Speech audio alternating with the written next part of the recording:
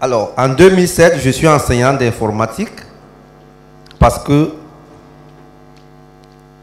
dans un cyber au niveau du Carrefour et Office à Comondo, non loin d'ici, je gérais un cyber.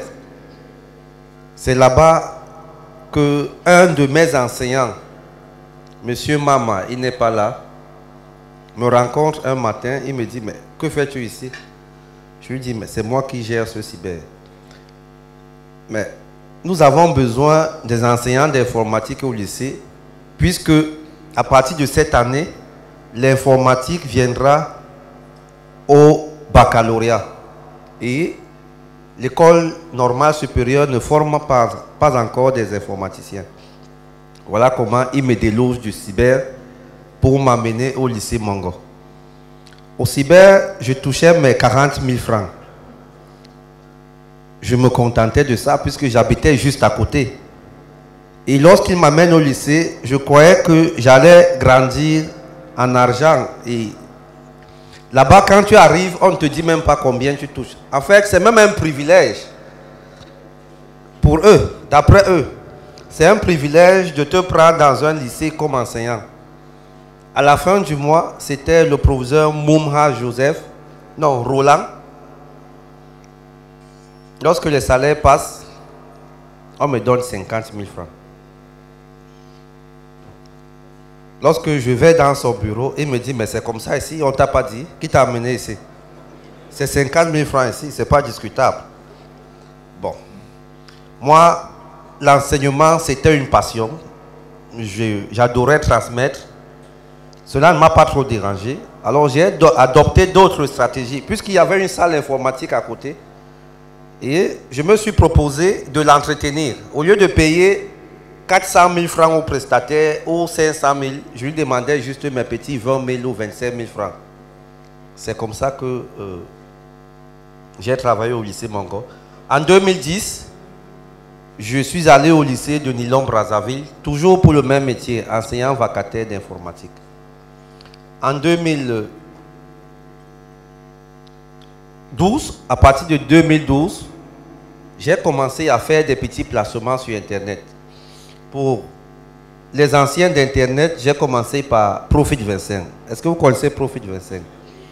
Profit 25 vendait des parts d'actions des entreprises en ligne. À l'époque, une part coûtait 50 €. Et je n'avais pas 50 € parce que 50 € au Cameroun, c'est beaucoup d'argent pour moi. Ou alors, c'était beaucoup d'argent. Je m'excuse. C'était beaucoup d'argent pour moi. Et une amie en France, Patricia Naud, une grande développeuse de réseau, se propose de m'acheter une part. Elle m'achète une part. Je commence à voir comment ça fonctionnait. Voilà comment je me suis habitué avec les investissements en ligne. Et j'ai pris goût. Après, l'entreprise a fermé. Lorsque l'entreprise a fermé, j'ai commencé avec une autre entreprise au nom de Beyond Push. M. Martin Brochu. Il est là ce soir, applaudissez pour lui. C'est lui qui m'offre 50 $ dans Beyond Push.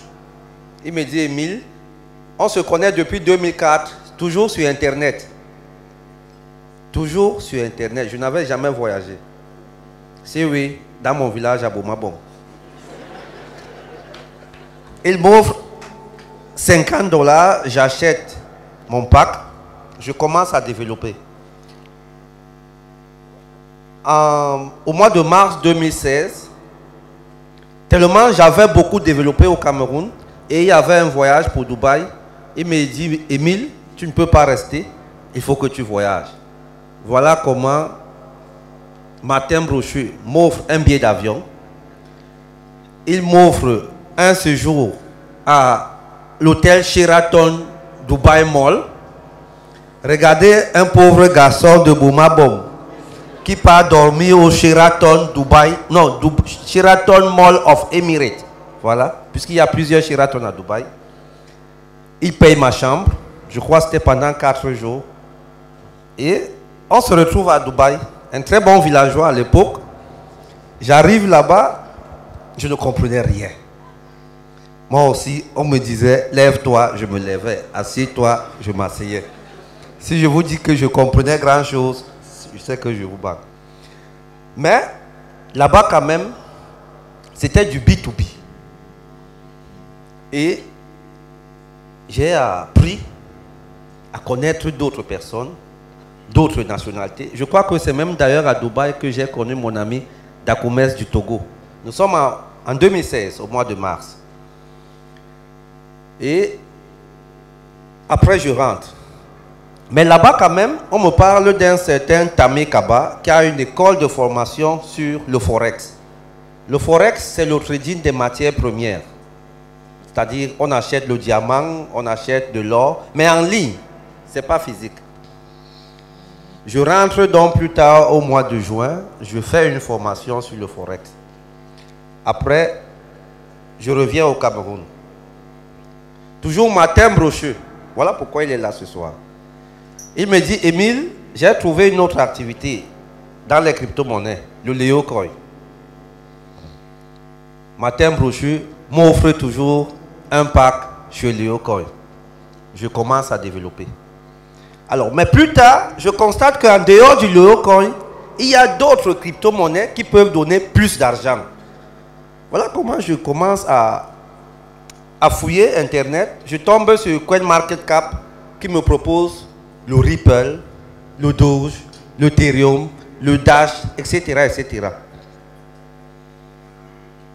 Je fais quelques petites économies. Je décide d'acheter 4 monnaies. Le Ripple, le Doge, le Verge et le NEM. Je ne vais jamais oublier ces monnaies-là. J'achète ces monnaies, nous sommes en décembre 2016. 200 000 francs. C'était beaucoup pour moi. Mais il fallait quand même essayer. Puisqu'on m'a dit que ça donne l'argent. J'achète ces monnaies, nous sommes en décembre. Au mois de mai, alors, il faut noter que pendant que j'achète le Verge, un Verge vaut 0,00084 $. J'achète des millions de pièces parce qu'avec 5 000, on pouvait acheter des centaines de pièces. J'achète le Ripple qui valait 0,0017 $. Pareil pour le NEM et le Doge. Au mois de mai 2017, un Verge prend la valeur de 0,00100 $. Alors il perd 2 zéros. Dans notre jargon, j'ai fait du 100%. Le Ripple part de 0,0017 à 0,15. Pareil pour le NEM et pour le Verge. Lorsque je regarde ma balance, je suis à plus de 42 000 $. Avec 200 000 investis. 200 000, c'est à peu près 300 $. Bon, jusque-là, quelqu'un qui a l'habitude de toucher 50 000 francs. Et sur Internet, il voit 42 000 $. Il fallait que je touche à cet argent pour confirmer réellement que c'est mon argent. Dans cette activité, pendant qu'on achète, on revend, on a des amis, on a des personnes qui savent que telle personne a tel nombre de pièces, telle autre personne a tel nombre de pièces. C'est ainsi qu'un matin, un papa m'appelle et me dit, on m'a dit que tu as beaucoup de crypto-monnaies, je veux pour 5 millions. 5 millions. Je vais dans son bureau, il compte 5 bons millions, il me donne, je vis les crypto-monnaies dans son compte, je mets l'argent dans mon sac. Alors, chaque fois que je marchais, je me retournais comme ça pour voir s'il ne va pas me dire que reviens, tu viens de me tromper. Je suis rentré, je suis arrivé chez moi avec 5 millions. Vous vous rendez compte? Je n'avais jamais vu ça de ma vie. 5 millions. Nous sommes au mois de mai 2017. Alors je réfléchis. Je n'avais rien dit à mon épouse qui est derrière là parce que il faut noter que ce n'était pas son affaire. Elle ne voulait même pas entendre parler. Jamais. Je dis, l'argent si. J'ai passé au moins 2 jours à réfléchir. Je n'ai même pas touché ces 5 francs parce que je me disais qu'à tout moment, le monsieur peut me rappeler, me dire, rappelle-moi mon argent. J'ai attendu 2 jours, 3 jours, 4 jours, rien. Plus tard même, il m'a rappelé, il me dit, il en veut encore. Je dis, hey, l'affaire si. Donc, quand je faisais le calcul, je me retrouvais avec plus de 29 millions. Avec 200 000 investis. Je dis, la première option, c'était de voyager. Je voulais voyager. J'avais une folle envie d'aller au Canada. Après, je me dis, 29 millions de francs CFA. Au Cameroun, en Afrique, c'est beaucoup d'argent. Au Canada, non. J'ai dit, je ne voyage pas. Je vais rester ici. Mais comment est-ce que je vais rester ici et développer cette activité? J'ai décidé au mois d'août. Vous voyez, j'ai pris beaucoup de temps. De mai à août. Le 8 août, plus précisément, j'ai décidé de créer Global Investment Trading. Parce que dans ma tête, je m'étais dit, si moi, simple, j'ai pu gagner de l'argent dans cette activité, ça veut dire que les personnes les plus averties peuvent gagner plus. Et comment faire pour faire connaître l'activité? Il faut passer par la formation. À l'époque, j'appelais les jeunes. Vous avez vu Roger Vert tout à l'heure là. Venez vous faire former, venez vous faire former. Personne ne venait. Je vous assure, personne ne venait. Mais il y a quand même quelques jeunes. Vous allez voir un jeune tout à l'heure là, Innocent Pansou, qui a toujours été avec moi depuis la création jusqu'à nos jours. C'est lui le responsable du département du trading chez nous. Applaudissez pour ce jeune homme. Le voilà là-bas. Parce que lui, je le connais à Marois. Je suis allé faire un séminaire là-bas. Il était à l'université de Marois. Après, pendant nos conversations, il me dit, il est à l'université, il fait 3e année biologie animale.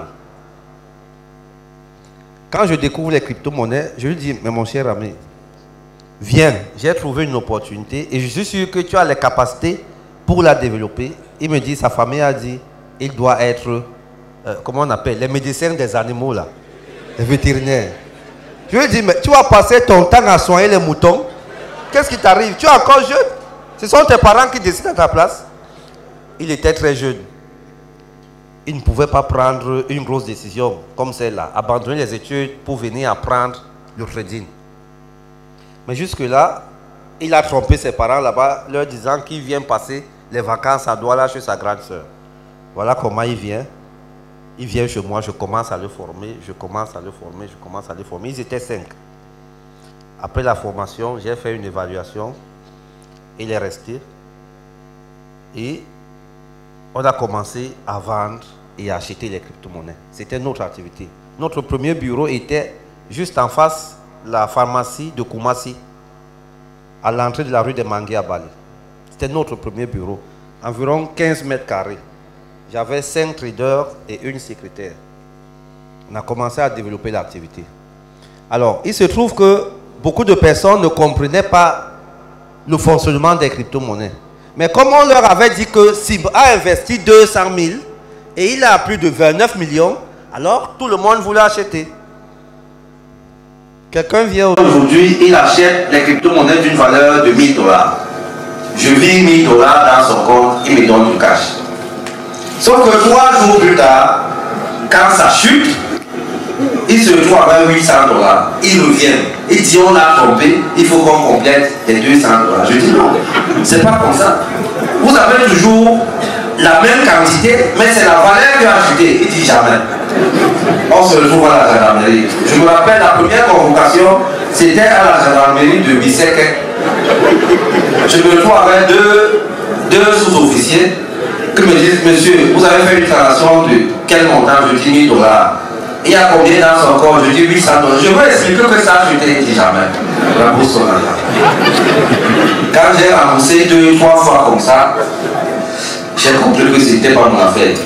Il fallait trouver une solution. Sinon, ma boutique allait fermer. Alors, j'ai commencé à réfléchir, Au mois de novembre, j'ai monté un système informatique. Lorsque je fais la connaissance de mon ami Tarek qui est tout à l'heure là, je décide de créer un système qui fera en sorte que le client, la personne qui veut acheter les crypto-monnaies, ne soit pas directement dans le marché réel. Il achète dans notre plateforme, nous on trade pour lui, et on lui dit, puisqu'il ne peut pas contrôler si on a gagné, si on a perdu, il ne peut pas savoir combien on a gagné. On lui dit, vous avez acheté pour $100, on va vous donner $3 chaque semaine pendant 1 an. Et il faut noter qu'en ligne, il y a des signatures numériques. Mais ici, chez nous, nos gendarmes et nos policiers ne savent pas ce qu'on appelle signature numérique. Je suis désolé s'il y a des policiers dans la salle. Est-ce que le commissaire Abdou est là? Le commissaire Abdou n'est pas là. Le commissaire Noudou est là. Voilà, il est là, voilà. Notre police ne connaît pas ce qu'on appelle la signature numérique. Donc, quand tu vois les crypto-monnaies à quelqu'un, s'il n'a pas signé un bout de papier disant que j'accepte cette transaction et que demain il y a un problème, le commissaire va te dire où est la signature. Et donc j'ai dit il faut que je me protège et je protège aussi tout le monde. Alors j'ai créé un système qui fera en sorte que lorsqu'il achète une crypto-monnaie, en âme de conscience, je sais qu'il a acheté telle quantité, je lui dis ok, moi je vais trader pour toi, donc je vais contrôler les fluctuations pour toi. Tu ne peux pas savoir combien j'ai gagné. Donc je te propose ceci. Si tu acceptes, voici le contrat, signe ici. Et maintenant, je réfléchis, je dis comment est-ce qu'on va appeler ce système? J'ai passé plus de 3 nuits à réfléchir. Un matin, moi, issu d'une famille très pauvre, vous avez vu mon papa tout à l'heure là. Il est au village depuis, je crois, 1994. Nous, on a grandi au village, à Boumabon. Je décide de créer un système et de l'appeler l'IRDMAL. Alors, quand je viens au bureau le matin, je dis à mes enfants, on va appeler ce système l'IRDMAL. Ils me disent, mais boss, c'est pas un nom vendeur, on ne peut pas réussir avec ça. Je dis, mais toi là, tu peux me dire ce que signifie Yahoo? Il me dit non. Toi, tu peux me dire ce que signifie WhatsApp? Il me dit non. Toi là, tu peux me dire ce que signifie Facebook? Il me dit non. Moi aussi, mon système s'appelle l'IRDMAL.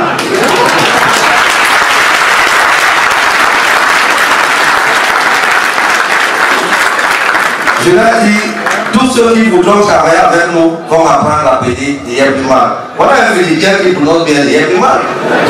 Voilà les Malgaches qui prononcent l'IRDMAL. Tout le monde prononce l'IRDMAL. L'IRDMAL est devenu un label et je vous informe qu'il est protégé à l'OAPI, l'IRDMAL.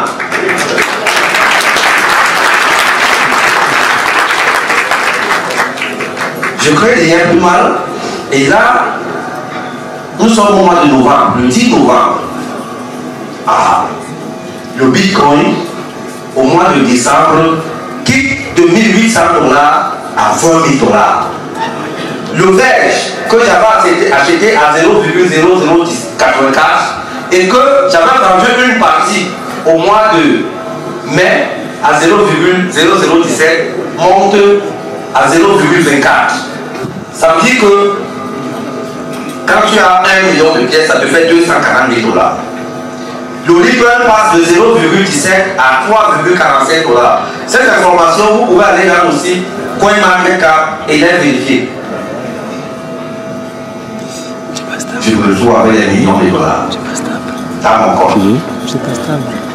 L'IRDMAL tourne. Non, ne te fie pas aussi. Comment faire pour faire connaître cette activité? Si, justement. Je décide de Les pieds ne sont pas équilibrés. créer un système de marketing de réseau. Pourquoi le marketing de réseau? Parce que une des activités, vous allez faire la publicité à la télé 10 ans, personne ne va comprendre. Pour la faire comprendre, il faudrait que quelqu'un soit convaincu qu'il ait gagné de l'argent dans cette activité. En ce moment, lorsqu'il parle à une autre personne, il parle avec conviction. C'est la raison pour laquelle aujourd'hui, en 2019, nous avons 10 000 membres dans l'IRDMAL. Applaudissez pour vous.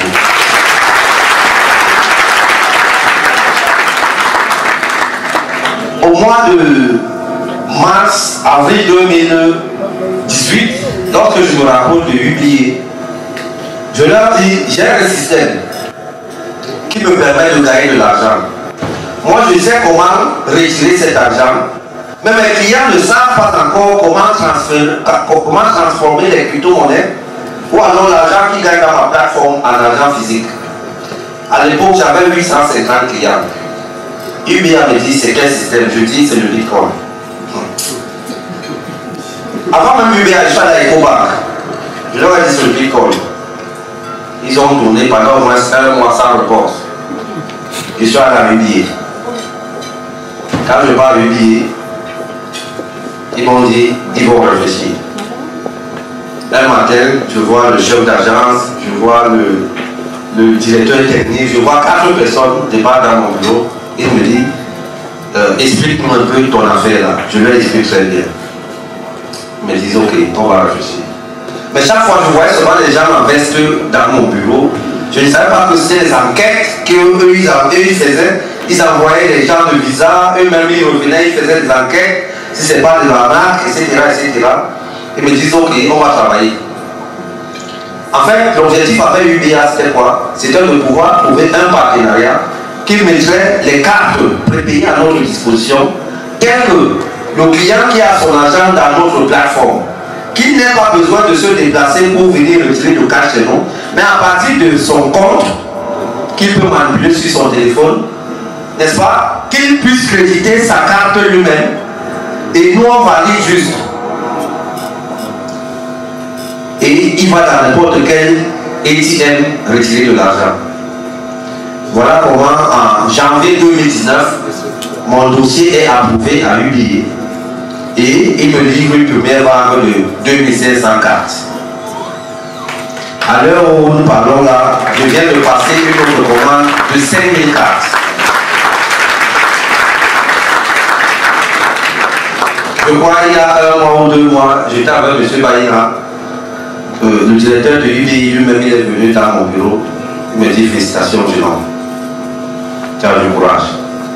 Et ce n'est pas ça comme moi. Donc voilà comment j'ai mis ce système sur pied. On a vraiment limité le risque.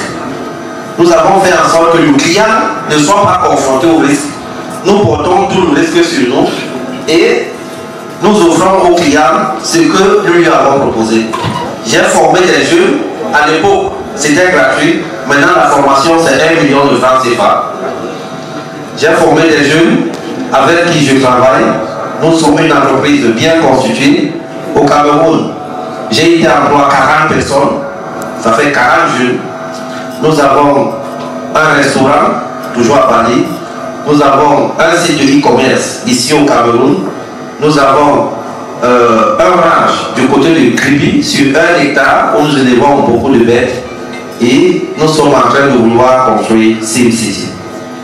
D'où me vient l'idée de SimCity? En octobre 2018, je vais rendre visite à mes amis au Bangladesh parce que notre système avait une petite faille.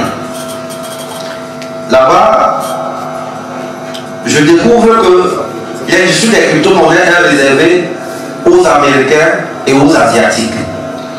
Il n'y a aucun Africain qui fait partie, même pas de la shortlist, de la longue liste même des promoteurs de crypto-monnaies. Il n'y a aucun Africain qui a pu créer une crypto-monnaie qui est dans une blockchain. Il n'y a aucun Africain qui a une plateforme de trading des crypto-monnaies. Alors quand j'arrive là-bas, je leur demande, est-ce que vous pouvez me faire ceci? Voici comment je voudrais que ça fonctionne. Ils me disent que oui, on peut faire. Je dis, ça va coûter combien? Ils me disent, ça va coûter tel montant. Ah, si je vous donne des chiffres là-dedans, c'est beaucoup d'argent. Créer une crypto-monnaie et la mettre dans la blockchain d'Ethereum, c'est beaucoup d'argent. J'ai dit, ok.